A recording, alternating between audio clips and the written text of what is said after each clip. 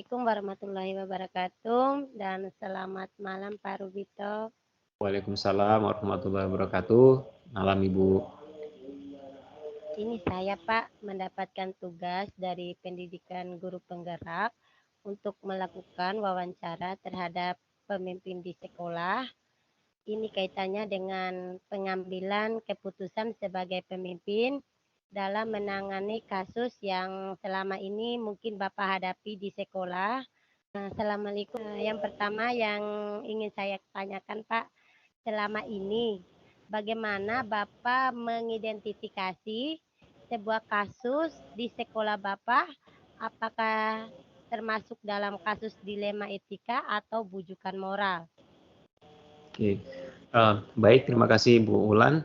Saya coba menjawab pertanyaan yang diajukan. Yang pertama ini, saya mencoba mengidentifikasi dua kasus dilema etika dan bujukan moral, bahwa dilema etika itu sebenarnya satu tindakan yang dilakukan oleh guru atau murid, tapi itu dalam kategori baik atau benar. Kemudian kalau bujukan moral itu satu tindakan juga benar, tetapi kadang itu melanggar secara prosedural. Baik Pak. Terus yang kedua Pak, selama ini kira-kira bagaimana Bapak menjalankan kebijakan keputusan di sekolah, terutama untuk kasus-kasus di mana ada dua kepentingan yang sama-sama benar atau sama-sama mengandung nilai kebajikan. Oke, baik Ibu, saya coba jawab. Ketika saya dihadapkan satu masalah yang dua-duanya sama benar, dan saya juga harus dihadapkan bahwa saya harus memutuskan salah satu misalkan, maka saya ambil tingkat kebenaran itu, saya bandingkan dengan nilai gunanya dari waktu itu. Kalau Oke, baik Pak. Oke Pak, jadi nanti dilihat ya tingkat kesukaran atau masalah yang dihadapi ya Pak ya, ya. Terus iya Ibu. selanjutnya Pak, kira-kira langkah-langkah apa atau prosedur apa yang bisa Bapak lakukan selama ini ketika menghadapi permasalahan tersebut? Ya, oke. Prosedur yang saya lakukan adalah kita kaitkan dengan tata tertib yang ada ataupun yang atau kaidah-kaidah yang tidak tertulis lah istilahnya. Kemudian saya harus melakukan satu klarifikasi tersendiri terhadap masalah itu dari nilai kepentingannya atau nilai kebermanfaatannya. Oke, baik Bapak, terima kasih. Terus Pak, hal-hal apa yang Bapak anggap efektif dalam pengambilan keputusan pada kasus-kasus dilema etika yang Ya, hal apa yang selama ini saya anggap efektif ya dalam pengambilan keputusan itu dari sudut gini, kasus dilema etika itu apakah berimbas pada satu sistem yang positif atau mengganggu sistem yang sudah ada atau tidak gitu. Kalau efeknya itu positif, ya nggak masalah, itu akan menjadi satu keputusan yang harus saya lakukan dalam bentuk tindakan. Tetapi kalau efeknya itu justru menimbulkan hal yang negatif bagi komunitas di sekolah di kami ataupun di tatanan sekolah, maka itu yang harus saya tangani secara serius, dan itu nanti bisa saya membutuhkan waktu tersendiri untuk memilih itu atau menyelesaikannya. Begitu Ibu. Oke, terima kasih Pak. Terus, apakah ada tantangan selama Bapak mengambil keputusan dalam menangani kasus-kasus dilema etika? Tantangan yang pertama adalah memang kita agak kesulitan ya membedakan mana dilema etika dan mana yang bukan dilema etika. Kemudian tantangan berikutnya adalah pengambilan keputusan yang nantinya itu tidak dapat diterima oleh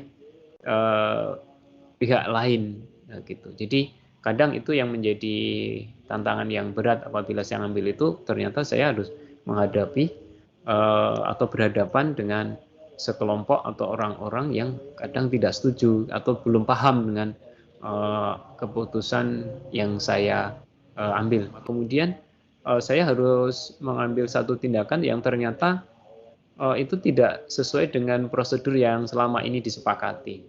Oke, baik Pak, terima kasih atas jawabannya. Selanjutnya Pak, jika Bapak dihadapkan sebuah masalah, apakah Bapak memiliki waktu atau jadwal tertentu untuk menangani masalah tersebut?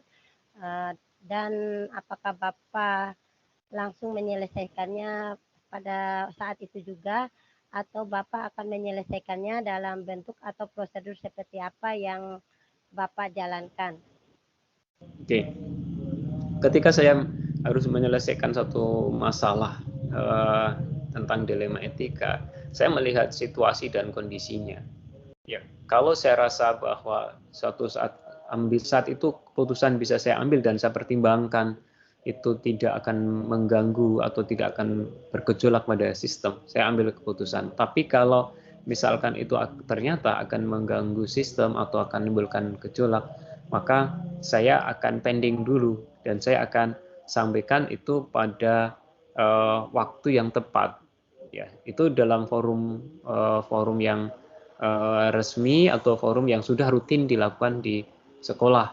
Kira-kira begitu. Ya, ya Pak, terima kasih. Selanjutnya nih Pak, adakah seseorang atau faktor-faktor yang selama ini mempermudah atau membantu Bapak dalam mengambil keputusan dalam kasus-kasus dilema etika? Oke, ada Ibu. Jadi ada faktor atau figur yang kadang itu saya ambil sebagai acuan referensi sehingga ketika referensi itu saya ungkapkan atau saya gunakan itu membuat saya menjadi lega. Oh ternyata ada ya sosok yang melakukan atau dihadapkan pada permasalahan yang sama. Oke, selanjutnya nih Pak, yang terakhir, dari semua hal yang telah disampaikan Bapak dari poin 1 sampai 7 tadi Pak, pembelajaran apa yang dapat Bapak petik dari pengalaman Bapak mengambil keputusan dilema etika di sekolah Pak? Oke. Pengalaman untuk pembelajarannya adalah saya menjadi paham terhadap permasalahan-permasalahan yang sesungguhnya itu permasalahan tersembunyi tapi itu menjadi besar. Kemudian saya merasa terdewasakan dengan permasalahan itu. Selanjutnya pengalaman yang lain itu ternyata menjadikan satu pijakan untuk merubah atau memperbaiki sistem yang bisa diterima oleh banyak pihak ya karena demikian Bu Ulan. Ya, baik Pak Rubito, terima kasih banyak atas waktunya untuk diskusi malam hari ini. Dan mohon doanya ya Pak ya, semoga saya diberikan kemudahan dan kelancaran dalam mengerjakan tugas. Terima kasih banyak sekali lagi Pak. Amin, amin, amin Bu Ulan, tetap semangat. Ya. Assalamualaikum warahmatullahi wabarakatuh. Selamat siang Pak Heri. Perkenalkan Pak, nama saya Dewi Sri Wulandari dari SMA Negeri 1 Sumatera Selatan. Saya kesini Pak untuk mewawancarai Bapak untuk tugas guru penggerak saya keputusan sebagai pemimpin dalam menangani kasus-kasus yang ada di sekolah Bapak yang selama ini Bapak hadapi. Itu ya. Yang pertama ini Pak, saya ingin bertanya selama ini bagaimana Bapak mengidentifikasi sebuah kasus apakah itu dilema etika ataupun rujukan moral. Saya coba jawab ya. Kalau menurut saya, utamanya kalau misalnya kalau itu menyangkut ranah hukum, berarti itu bisa masuk ke dalam rujukan moral. Tapi kalau misalnya dampaknya nantinya benar, kemudian ini juga benar, mungkin bisa kita katakan sebagai dilema etika. Mungkin seperti itu bisa disampaikan sedikit seperti itu.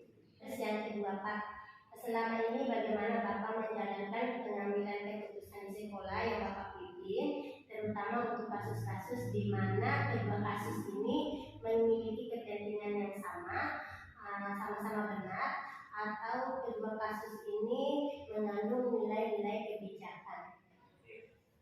Yang jelas kita mungkin dalam mengambil keputusan ada hal yang perlu kita utamanya, yang pertama mungkin berdasarkan nilai kemanusiaan, kemudian juga tentang kejujuran, selanjutnya juga tentang ketaatan. Kemudian juga termasuk di dalamnya juga tentang aturan.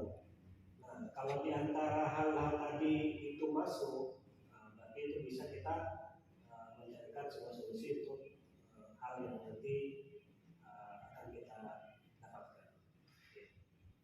Terus yang selanjutnya Pak, langkah-langkah atau prosedur seperti apa yang bisa Bapak lakukan dalam menangani kasus tersebut? Langkahnya mungkin yang pertama kita mungkin memanggil orang yang bermasalah dulu ya. Kita ambil dulu, makanya kita ambil orang bermasalah dulu, ditanyakan. Kemudian yang kedua kita mungkin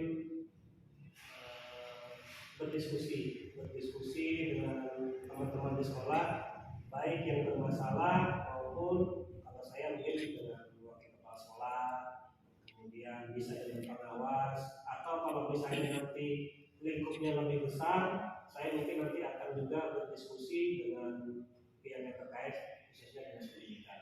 Ya, baik. Jadi saya bisa sebutkan di sini ada pendapat Bapak yang pertama melakukan pemanggilan, yang kedua melakukan diskusi, sharing. Kalau memang kasusnya lebih besar, nanti akan melibatkan pihak-pihak yang memangku kebijakan di atas Bapak atau maupun di bawah Bapak. Terus yang ketiga, dari peristiwa itu Bapak akan merefleksikan baik dari Bapak atau untuk jadikan pembelajaran gitu nih Pak. Oke, selanjutnya Pak, hal-hal apa saja selama ini Bapak anggap efektif dalam mengambil keputusan pada kasus-kasus yang dilema etika? Hal-hal yang efektif ya. Iya Pak. Yang jelas itu tadi ya, kita berdiskusi dengan teman-teman. Yang kedua mungkin keterbukaan dari masalah itu. Baik Pak. Terima kasih. Terus yang keenam Pak, apakah Bapak ini memiliki sebuah tata cara atau jadwal tertentu dalam menangani kasus, ataukah Bapak menyelesaikannya pada saat ketika ada kasus langsung Bapak selesaikan, ataukah Bapak menunggu terus kalaupun diselesaikan pada saat itu, atau ada jadwal tertentu, terus adakah prosedur yang Bapak lakukan? Kalau misalnya kasusnya itu darurat, mungkin kita tidak ada jadwal tertentu ya. Kalau misalnya itu kasusnya memang memerlukan solusi yang harus secepatnya, itu mungkin tidak memerlukan jadwal. Jadi mungkin kasus itu mungkin harus secepatnya kita selesaikan. Nah, tapi kalau memang mungkin ada ya, yang seperti saya katakan tadi, kita mungkin memerlukan dengan pihak-pihak yang terkait, perlu juga kita mungkin minta pendapat dulu dan sebagainya, dan itu memerlukan waktu. Dan waktu ini mungkin pasti kita akan jadwalkan. Jadi saya bisa simpulkan di sini tergantung Pak ya, tergantung dari situasi atau kasus yang dihadapi. Baik, terima kasih Pak. Selanjutnya ini Pak, ketika Bapak mengambil keputusan dalam sebuah kasus, apakah ada seseorang atau faktor-faktor lain yang selama ini mempermudah Bapak dalam mengambil sebuah keputusan atau kebijakan? Yang jelas faktor yang utama tadi keterbukaan tadi saya katakan. Kalau misalnya kita tidak ada keterbukaan, bagaimana kita mengungkapkan kasus yang perlu kita lakukan? Kalau tidak ada keterbukaan, itu yang memudahkan kita dalam menyelesaikan sebuah kasus. Kemudian yang kedua, yang jelas kejujurannya. Kalau tidak jujur, bagaimana kasus itu bisa selesai, ya kan? Ya. Kemudian hal yang lain tadi, tentu yang mungkin rasa kemanusiaan. Selanjutnya ini ya Pak, pertanyaan terakhir ini, dari semua hal yang telah disampaikan Bapak dari poin 1 sampai 7 tadi Pak, pembelajaran apa yang dapat Bapak petik dari pengalaman Bapak mengambil keputusan dilema etika selama di sekolah Bapak? Yang jelas pembelajaran yang saya dapatkan ya, yang pertama mungkin jadi pengalaman pertama kita, kemudian yang kedua mungkin siapa tahu di kasus-kasus yang akan datang ada ketemu seperti ini, kita sudah mudah untuk menyelesaikan kasus itu. Dan kita simpulkan bahwa jika ada permasalahan menjadikan sebuah pelajaran sehingga situasi kemudian tidak akan terulang lagi ya Pak ya. Baiklah Pak Heri, saya ucapkan terima kasih Pak atas kesempatan yang telah diberikan kepada saya, karena Bapak sudah meluangkan waktu untuk kita melakukan diskusi pada siang hari ini mengenai keputusan Bapak sebagai pemimpin di sekolah SD 004 Sangatta Utara. Dan bagi saya